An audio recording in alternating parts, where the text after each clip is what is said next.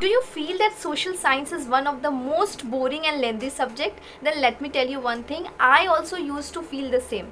But by following some of the tips, it became one of my favorite subject. So do you want to know the tips? Then watch the video. Hello everyone, this is me Shifa and welcome to the channel. So if you are in class 10th and you are facing a lot of problem in social science, you are totally confused to how to do and from where to start, then you have clicked the right video. I will be sharing each and everything that I followed in my class 10th to crack the subject.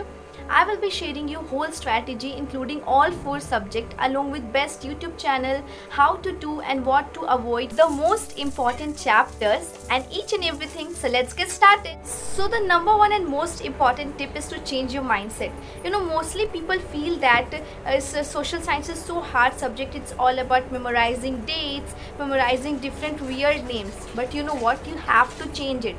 मेरे साथ भी ऐसा होता था. I also use to feel the same कि बहुत boring subject है, teachers आते हैं लेक्चर देकर चले जाते हैं, कुछ समझ नहीं आता. But you know what, I changed it. मैंने ये सोचना बंद किया. मैंने ये सोचना शुरू किया कि ये इंटरेस्टिंग सब्जेक्ट है. हम अपने से पहले क्या हुआ था वो चीज़ जान रहे हैं, हम अपने पास्ट के बारे में पढ़ रहे हैं और ये एक स्टोरी की तरह मैंने उसको लेना शुरू किया. एंड स्टोरी जानने में सब कोई बहुत इंटरेस्टेड होते हैं, तो मैंने ना उसको एज अ स्टोरी समझने की कोशिश की और ये बहुत ही इंटरेस्टिंग बन जाता है जब आप ये सोचना शुरू कर दोगे तो इसीलिए सबसे नंबर 1 टिप ये है कि आपको अपना माइंडसेट चेंज करना है. आपको उसके टुवर्ड्स इंटरेस्टिंग फीलिंग लानी है. ठीक है, आपको टीचर्स के क्लास में इंटर करने से पहले पेन पेंसिल बुक कॉपी निकाल कर बैठना है कि I am going to study a new thing. ये चीज़ आपको सोचना है. ये it will surely work. It is 110% effective. मैंने ये खुद से किया है ना. उसके बाद आगे की चीज़ों को चेंज करो. सबसे पहले जो आपको चेंज करना है वो अपना दिमाग है, उसको चेंज करो. ठीक है. सोशल में मेनली 4 सब्जेक्ट होते हैं, that is history, geography, political science and geography. And ये सब सारे सब्जेक्ट ना इक्वल वेटेज कैरी करते हैं. तो सबसे पहले जो सबसे ज़्यादा हार्ड लगता है स्टूडेंट्स को है वो है हिस्ट्री. तो हम सबसे पहले हिस्ट्री की बात करते हैं. तो हिस्ट्री में आपको मैंने बताया था कि सब लोगों को यही लगता है कि बहुत हार्ड होता है ये डेट्स को मेमोराइज करना है. तो ये गलत बात है. पहले आप अपने माइंड को चेंज करो. And the second thing is that NCERT is your friend. NCERT सारे सब्जेक्ट के लिए बहुत ज़्यादा इंपॉर्टेंट होता है. You have to read NCERT line by line. एक भी लाइन को नहीं छोड़ना है.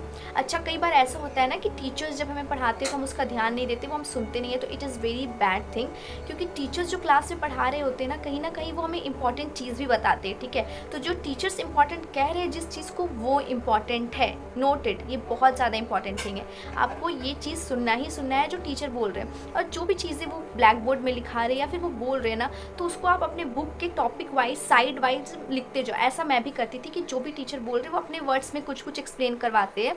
वही सेम चीज़ को ना मैं अपने बुक के साइड में लिख लिया करती थी और ये बहुत हेल्पफुल होता है, बहुत ज़्यादा हेल्पफुल. तो देखो, हिस्ट्री है तो इसमें डेट्स तो याद रखने पड़ेंगे, लेकिन देखो आपको करना क्या है कि सबसे पहले आपने किसी भी लेक्चर देख लिया. And best YouTube channel for history is I think physics वाला. और साथ ही साथ आप धीराज सर का भी देख सकते हैं, इनका भी बहुत अच्छा होता है. तो मैंने यही दोनों यूट्यूब चैनल को फॉलो किया था सोशल के लिए.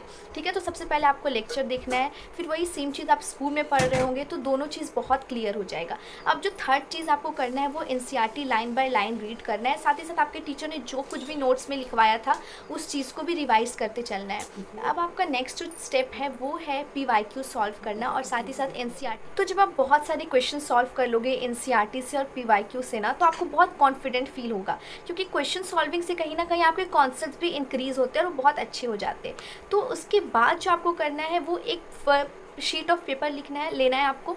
उसमें फ्लो चार्ट बनाओ या फिर स्टोरीज़ के तरह उसमें पूरा रिवीजन करो. अपने चैप्टर का पूरा एक रिकैप दे दो वहाँ पे, जिसमें आप डेट्स भी इंक्लूड करोगे, इंपॉर्टेंट इवेंट्स को भी लिखोगे. ये चीज़ बहुत ज़्यादा इंपॉर्टेंट है. जब आप पूरा पढ़ लोगे ना, तो जब भी आपको रिवीजन करना होगा बस वो शीट ऑफ पेपर निकालो और उसे सब कुछ रिवाइज कर लो, क्योंकि उस पर सब कुछ इंपॉर्टेंट चीज़ रहेंगे, डेट्स के साथ साथ events along with conclusion and everything. तो ये बहुत ज़्यादा हेल्पफुल हो जाएगा. उसके बाद रही मैप की, तो मैप को भी आप अच्छी तरह से देख लेना, क्योंकि क्वेश्चन आते हैं मैप से, तो ये बहुत इंपॉर्टेंट है. अब मूव करते हैं हमारे नेक्स्ट सब्जेक्ट की, दैट इज़ ज्योग्राफी. तो ज्योग्राफी जो है वो भी एक तरह से थोड़ा सा हार्ड सब्जेक्ट हो जाता है. मुझे लगता था थोड़ा हार्ड, लेकिन उसको भी मैंने क्लियर किया. इसमें मैप्स के भी क्वेश्चन आते हैं ज्योग्राफी से, तो मैप को भी आपको ध्यान रखना है. इसमें भी सेम आपको इसी तरह से करना है. पहले लेक्चर देखना है, फिर टीचर से पढ़ना है. जो भी आपके क्लास में टीचर पढ़ा रहे हो उसको ध्यान दो. अगर आप कोचिंग जा रहे हो तो उससे भी कुछ पढ़ ले रहे हो. उसके बाद आप आपको सब कुछ को एकदम रिवाइज करना है, एक शॉर्ट नोट उसका भी तैयार करना है, साथ ही साथ मैप वर्क करना है। It is so important, so important. Geography में ना आपको क्लासिफिकेशंस वगैरह में भी ध्यान देना है, जो फ्लो चार्ट के थ्रू लिखे रहता है ना, तो उसमें भी आपको कहीं ना कहीं फोकस करना है। साथ ही साथ जो भी चीज़ें की वर्ड्स या फिर के पॉइंट में लिखे रहते हैं साइड में बॉक्स में, उस पर भी ध्यान देना है, वो सब चीज़ें भी पढ़ लेना, हेल्पफुल होता है आपके लिए, ठीक है। मैप ज़्यादा से ज़्यादा ट्राई करो कि उसको बनाओ, मैप को समझो, बहुत ज़्यादा इंपॉर्टेंट हो जाता है। तो अगर पॉलिटिकल साइंस की बात करूँ तो इसमें ना ज़्यादा आपको कॉन्सेप्ट समझने में ध्यान देना है, ठीक है। इसमें रट्टा नहीं मारना है, आप कॉन्सेप्ट समझो, एग्जाम में खुद ब खुद आंसर करके लिख लोगे आप, क्योंकि इस पॉलिटिकल साइंस से भी ना काफ़ी ज़्यादा क्वेश्चन आते हैं, कंसेप्चुअल बेस आते हैं, ठीक है, जिसमें आपको सोच कर लिखना होता है।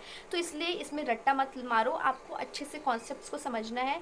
और साथ ही साथ ये ट्राई करो कि आप सब चीज़ों को फ्लो चार्ट के थ्रू दिखा, जैसे लेवल ऑफ गवर्नमेंट वगैरह, पावर शेयरिंग वगैरह दिखाना है तो फ्लो चार्ट के थ्रू दिखाओ, इससे बहुत अच्छा इम्पैक्ट होता है। Now the last subject is economics, and I personally feel that economics उतना ज़्यादा हार्ड नहीं होता, इसको बस आपको कॉन्सेप्ट समझना है इसमें भी, ठीक है, बहुत ईजिली आप कर सकोगे ये। अगर आप चैप्टर समझ जा रहे हो ना तो आप खुद से भी इसके आंसर्स लिख पाओगे ईजिली, ठीक है। और इसमें मैप वर्क वगैरह भी नहीं होता है, तो आप इसको भी आराम से कर सकोगे। इसके भी शॉर्ट नोट्स बनाकर रख लो, एंड जब भी मौका मिले जल्दी से उसको रिवाइज कर लो, ये बहुत ज़्यादा इंपॉर्टेंट होता है।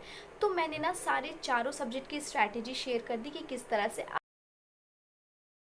द नेक्स्ट थिंग जो बहुत ज़्यादा इंपॉर्टेंट हो जाता है वो ये है कि you have to focus on high weightage chapter first. आप ये देखो कि ईच सब्जेक्ट में सबसे ज़्यादा मार्क्स स्कोरिंग चैप्टर्स कौन से हैं, पहले उनको क्लियर करो, एंड उसके बाद आपको नेक्स्ट सब्जेक्ट की ओर जाना है, ठीक है, नेक्स्ट चैप्टर्स की तरफ जाना है। तो अगर मैं बात करूँ हिस्ट्री की तो सबसे ज़्यादा इंपॉर्टेंट चैप्टर इसमें nationalism in India and globalisation. Civics की बात करूँ तो इसमें power sharing, federalism and political parties बहुत इंपॉर्टेंट चैप्टर है। ज्योग्राफी में chapter 1 that is development, and chapter agriculture, ये बहुत ज़्यादा इंपॉर्टेंट। इकोनॉमिक्स में सबसे इंपॉर्टेंट चैप्टर है sectors of economy and globalisation. तो ये चैप्टर्स मैंने आपको बता दिया, पहले इसमें फोकस करो एंड उसके बाद दूसरे चैप्टर्स की ओर जाओ। तो अगर मैं अपनी स्ट्रैटेजी की बात करूँ ना तो सबसे पहले मैंने क्लियर किया सिविक्स को एंड इकोनॉमिक्स को।